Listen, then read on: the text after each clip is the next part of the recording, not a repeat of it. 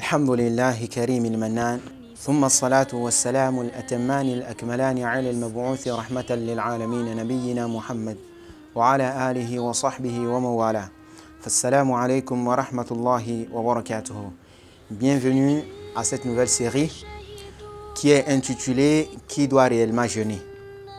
Comme nous le savons, dans les préceptes de l'islam, chaque adoration a ses conditions.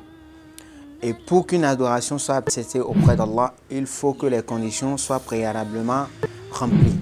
Selon ce que les savants stipulent en ce qui concerne l'adoration du jeûne, il est établi par la religion islamique comme condition que la personne qui doit obligatoirement jeûner soit une musulmane, soit une personne musulmane, que ce soit musulman ou musulmane, et que cette personne soit dotée de raison. Et en troisième condition, que cette personne soit pubère. La quatrième des conditions est que cette personne soit en mesure de jeûner. Et cela nous donnera des détails par rapport à cette condition. La cinquième condition est qu'il n'y ait pas d'empêchement vis-à-vis de la personne qui doit jeûner. Et cela concerne la femme menstruée et celle qui est en période de lochi.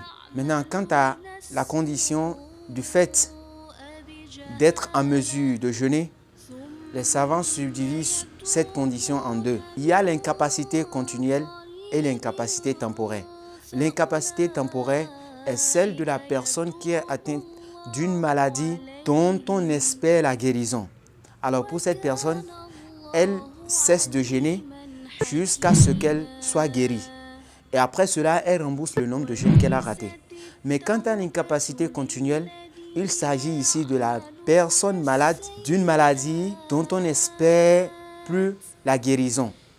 Alors cette personne se retrouve dans la situation de la personne âgée qui est épargnée du jeûne, mais qui est appelée ici à nourrir en compensation un besogneux. Allah subhanahu wa ta'ala dit dans le Saint-Coran: Ya ayyuhalladhina amanu, ô vous qui avez cru, kutiba alaykumus siyam, on vous a rendu obligatoire le jeûne du mois de Ramadan, kama kutiba ala alladhina min qablikum, comme nous l'avons rendu obligatoire aux communautés qui sont venues avant vous, mais la'allakum tattaqun, fait que vous atteignez la piété envers Allah subhanahu wa ta'ala.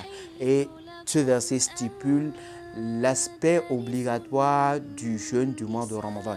Et c'était la fin de cette série. Nous vous disons bien sûr à bientôt.